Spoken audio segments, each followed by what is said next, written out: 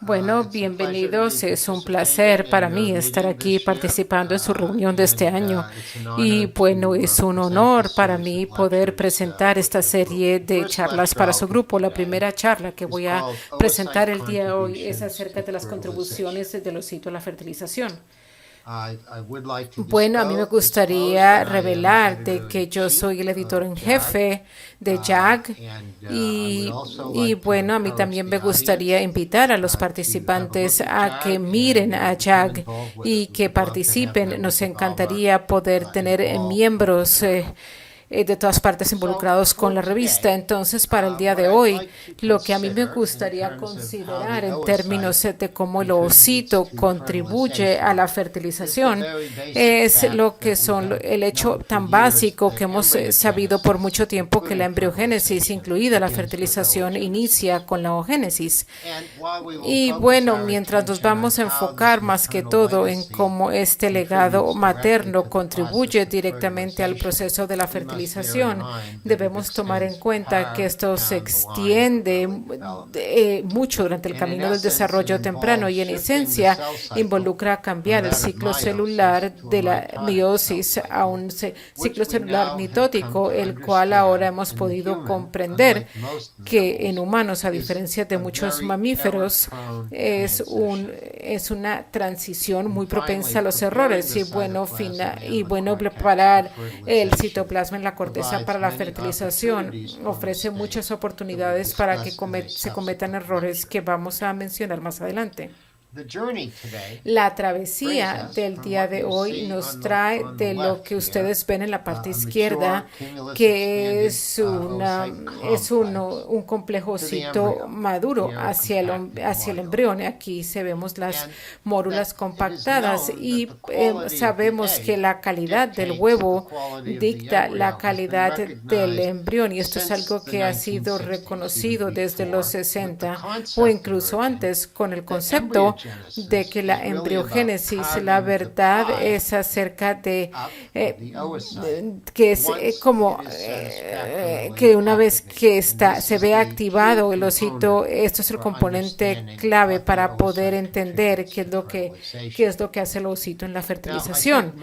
Ahora, yo creo que muchos años después se puede decir que tenemos una muy buena comprensión clínica de qué tan eficiente puede ser la fertilización in vitro, y esto es algo que inició con la publicación de Patricio Isakos hace 11 años o 12 años, lo cual nos mostró que comparado con el número de ovocitos que nosotros compilamos y podemos fertilizar de manera exitosa, y eso es un componente muy importante de la charla de hoy, que en mujeres mayores de 35, con menos del 5% de esos ovocitos fertilizados producen bebés. Y si usted tiene mayor de 35, menos del 5%. En mujeres menores de 35, el 5% tienen más, nuevamente se recuperan más ovocitos, por tanto, al fertilizarse pueden producir un bebé. En este momento tenemos mejores estudios que pueden ser parte de estas observaciones originales, sugiriendo que de hecho con las mejoras a lo largo de los años, la tasa de éxito ha incrementado. Y cuando nosotros queremos ver ya sea los ovocitos de donantes jóvenes o de aquellas mujeres que se sabe que son respondedoras excelentes a una estimulación ovariana controlada, podemos ver que en el límite superior, que 10 a 12% de sus ovocitos son capaces de producir un bebé. Por tanto, esto nos lleva de manera inmediata a lo que es una consideración de cuáles son las contribuciones que hace cada uno de los gametos en el proceso de la fertilización. Una biología básica, ¿no?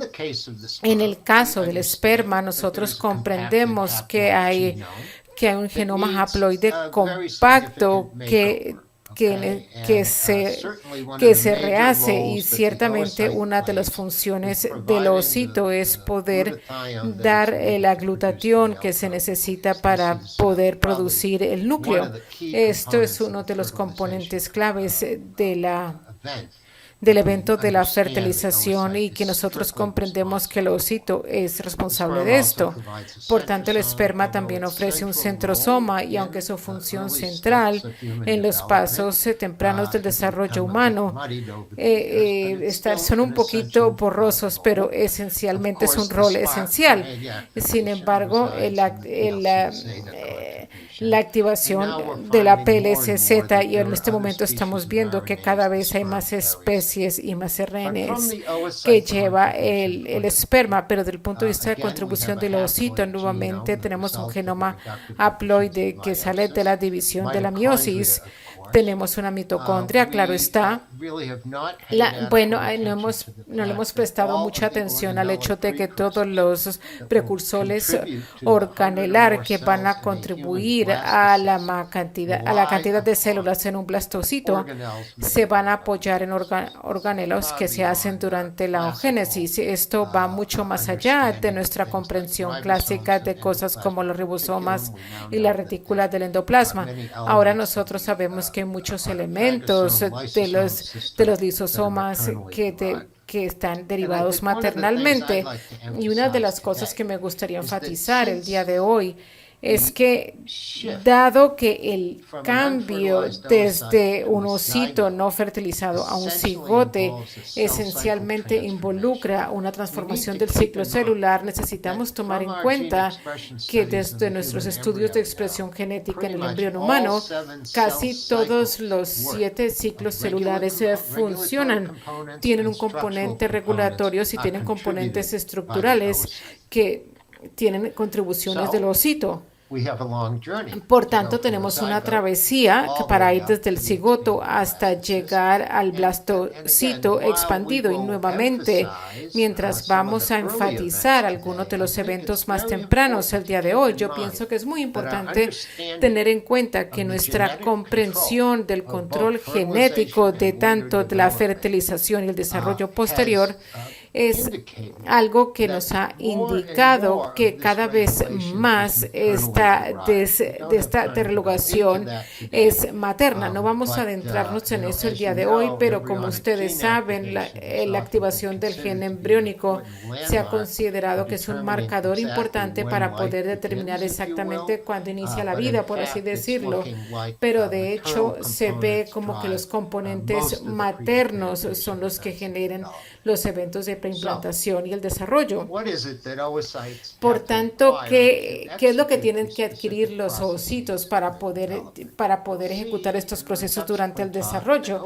Vamos a ver en mi próxima charla que la oogénesis como tal es un proceso muy complejo, y que en cualquier momento durante el desarrollo del ovocito su rol en la fertilización es algo que se puede ver afectado. Nosotros a veces hablamos de poder adquirir capacidades o competencias, y mientras no vamos a entrar en detalles, si hay competencias para ejecutar la maduración de los mióticos, algo que se requiere para la maduración y para poder participar de manera exitosa en la fertilización. Por tanto, vamos a ver que hay un conjunto de competencias que asociamos a la fertilización. Y claro, los que van a estar involucrados en el desarrollo posterior, y las competencias que son más relevantes para poder llevar a cabo la fertilización ocurren durante el proceso final de la oogénesis, que se conoce como la maduración del ovocito. Es aquí donde muchas de las capacidades para convertirse en un embrión viable se ejercitan. Y me encanta esta cita de un artículo antiguo de Blogmore, donde dice que el desarrollo embriónico se ve muy afectado por las imperfecciones introducidas durante el proceso de la maduración del ovocito. Ahora, como ya les mencioné, no se había considerado que el genoma embriónico importaba para la creación del blastocito hasta que se descubrió algo generalmente por Jerry Dean y sus colegas en el 2007, que habían muchos genes maternos y productos genéticos. Este fue sencillamente el primer grupo que fueron responsables de muchos de los estadios tardíos del desarrollo. Y ahora podemos ver una indicación de que hay muchos genes paternos y sus productos que regulan la fertilización. Y ahora aquí podemos ver un diagrama de un capítulo que escribí hace unos cuantos años que está anotado aquí. Y revisa lo que nosotros denominamos competencias, que para mí son equivalentes a las contribuciones que hace el ovocito a lo que estamos mencionando. Así que, por ejemplo, para el control del ciclo celular miótico, nosotros sabemos que la competencia para poder hacer una meiosis es algo que se requiere durante la fase de crecimiento de la oogénesis. Podemos ver que hay cambios grandísimos en el estado de impresión del genoma materno que se tienen que llevar a cabo. Pero para la conversación del día de hoy, consideremos lo que son las próximas tres. Estas son las competencias para que se dé la fertilización y están impulsadas por el ovocito. Tienen que ver con la capacidad de los gránulos para poder fusionarse en el momento de la fertilización, lo cual garantiza el palisorbi no es un problema en este momento, dado el uso de ICSI para poder crear los cigotes humanos. También tenemos la oscilación iónica, más que todo en la forma de calcio, que activa la activación EGA, que está asociado directamente con cambio de ciclo celular de meiosis a mitosis. Y finalmente, y yo pienso que más importante aún para nuestra conversación, es el desarrollo del pronúcleos masculino, donde aquí se puede ver que la reducción de la glutatión en el ovocito es responsable de romper los enlaces, los cuales permiten el intercambio de histiona y la transformación del genoma masculino entre una estructura de nucleosoma. Entonces, bueno, una vez que se activa, el huevo puede proceder con su curso a través de las divisiones para nuevamente producir lo que nosotros consideramos puede ser unos blastómeros equivalentes, pero ahora sabemos que basado en su posición y polaridad, aquí pueden ser una placenta o también puede ser un feto. Entonces, ahora el poder generar estas divisiones es algo que inicia con la transformación que se da en el estado del ciclo celular. Y bueno, los ciclos celulares que se dictan en el momento de la fertilización básicamente son muy sencillos. Involucran las fases de replicaciones de ADN y de mitosis, pero para el cuarto o quinto ciclo celular se empiezan a establecerse los linajes que van a dictar cuántas células contribuyen a la placenta y cuántas células tienen contribuciones por parte de la masa intercelular. Y como hemos podido ver, estamos empezando a comprender que el proceso de la citoquinesis, como una consecuencia de los mecanismos de la fertilización, es algo que puede impactar de manera negativa estas transiciones tan importantes en el desarrollo temprano del embrión. Y de hecho, hay datos que sugieren que si el cambio a un ciclo celular mitótico no está controlado, va a favorecer la producción de células en el linaje del heterofectodermo que en el linaje de la masa celular. Y como ustedes se pueden imaginar, estos eventos están todos unidos a la coordinación de la separación de los cromosomas y también la división del ovocito en lo que podría ser dos células. Como ustedes se pueden imaginar, el centrosoma masculino es un componente esencial, pero como ya les mencioné, parece ser una situación mucho más compleja, especialmente con relación a la construcción o el proceso de la señalización. Y en el corazón de todo esto tenemos las demandas energéticas para poder generar todas estas divisiones celulares y sobre si o no el ovocito puede generar suficiente ATP para poder afectar estas contracciones. por sí solas. ¿Será que es autónomo? ¿Será que viene de la mitocondria del ovocito o de otras vías metabólicas? ¿O será que de hecho está derivado del ovocito de manera original? Y bueno, esto es algo que nos puede recordar qué tan dinámico es este proceso con la posición pronuclear, la solución y cómo agranda el desarrollo temprano dentro de los múltiples estados de división. Y otra de las cosas que en este momento no podemos mencionar es todos los tipos de movimientos en el citoplasma del embrión unicelular que requieren energía y que están atados a la compleción de este primer ciclo celular. Claro que los tiempos, las imágenes y la morfokinética es algo que ha generado y nos ha permitido tener muchas perspectivas de este proceso.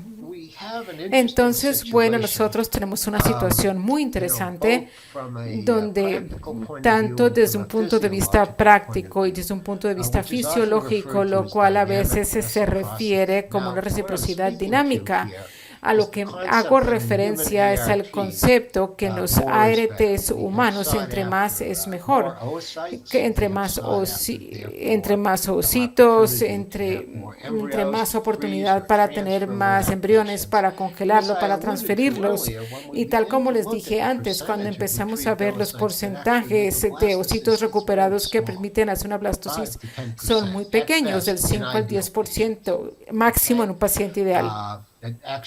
Y de hecho, para los ovocitos recuperados es incluso menos. Para los que han sido fertilizados de manera exitosa es del 5 al 10%. Y podemos preguntar qué porcentaje de ovocitos fertilizados son los que hacen un bebé. Y como ya les dije, son muy pequeños.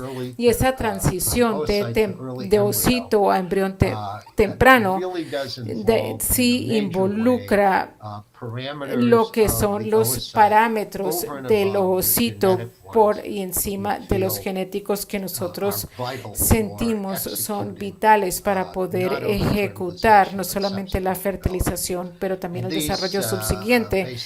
Y bueno, esto es basado en nuestras colaboraciones a largo plazo con Genetikitio y otros. Nos hemos podido enfocar en la integridad del citoesqueleto y yo les voy a mostrar mis observaciones, el disformismo cortical y cómo se descompone la disregulación.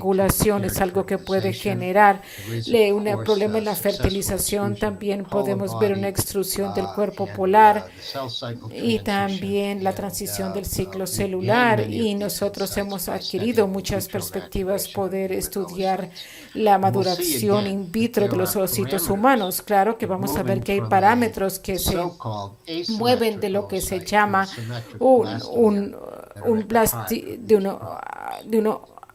que afectan este problema. Ahora,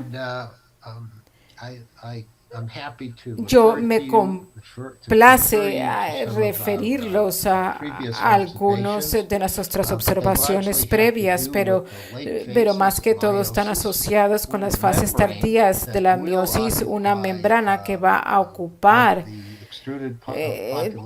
todas las poblaciones extruidas de cromosomas, pero también lo que es el primer cuerpo polar. Y esto es algo que es muy especializado. Esto es especializado porque informa que es ensamblaje no solamente de proteínas citoesqueléticas, sino muchas otras. Y esta simetría es un punto de inicio para el resto del desarrollo. Así que ustedes se pueden imaginar que moviéndose en estas diferentes partes del citoplasma podemos ver que entra en una posición para servir un propósito. Nuevamente la fertilización, tales como la alineación de lo que son los gránulos corticales, llevarlos a la posición adecuada, la alineación del pronúcleo de manera tal que el centrosoma masculino que empieza a nuclear los microtúbulos, lo cual crea una oportunidad para la translocación mediante los motores y para poder iniciar lo que es eventos posteriores. También esto implica que la interacción no solamente de los microtúbulos con el genoma, pero con la corteza celular es esencial para poder mantener en un estado más que todo asimétrico para poder afectar la división simétrica de la primera división del desarrollo. Así que nosotros hemos medido esto en diferentes situaciones y hemos asociado con la integridad de los patrones al éxito del desarrollo. Y bueno, es una cosa impactante poder ver que, por ejemplo, los citos sujetos a la vitrificación sí se descomponen en esta red y por tanto yo puedo predecir que esto puede generar problemas en este primer ciclo celular y por ejemplo, la creación de agregados o la creación de una irregularidad citoplásmica, la cual creemos que es un reflejo de la calidad del ovocito en vez del esperma. Y bueno, esto es otra ilustración de cómo medimos este tipo de cosas dependiendo en la etapa. Aquí podemos ver los ocitos, aquí podemos ver la metafase 2 y aquí podemos ver cómo han establecido una asimetría como relación de la finalización de la meiosis que debe ser remodelada en el momento de la fertilización para poder apoyar algo que en este momento se llama como el complejo materno subcortical. Esto es una estructura increíble que aparentemente es vital para el desarrollo posterior en el mamífero y en el humano. Bueno, podemos ver que hay otros temas en los cuales, como esta estabilización que tiene que ver con la fragmentación del espíndolo, una posición inadecuada o también un cuerpo polar agrandado. Y pueden imaginarse que los defectos aquí pueden impactar la calidad del citoplasma y su desarrollo posterior. Así que lo que estamos empezando a ver es que mucho de los problemas genéticos o epigenéticos que estamos detectando y caracterizando los embriones humanos son la responsabilidad del gameto, y lo que aquí veo, las contribuciones del gameto femenino pueden ser la fuente primaria de muchas de estas funciones regulatorias que controlan el desarrollo temprano. También quiero hablar de los TRAs humanos para controlar la estimulación ovárica, que parece que incrementan sus posibilidades no solamente en la división de la torta, pero en las fases iniciales de la fertilización. Y a medida que continuamos utilizando imágenes de células grandes, vamos a poder tener ideas de cómo estos factores de origen oocítico detallan el desarrollo. Quiero agradecerle a mis colaboradores como Giovanni Coticchio y Colonia, a mis buenos colegas Sergio y Daniela, y a Richard Anderson de Edinburgh,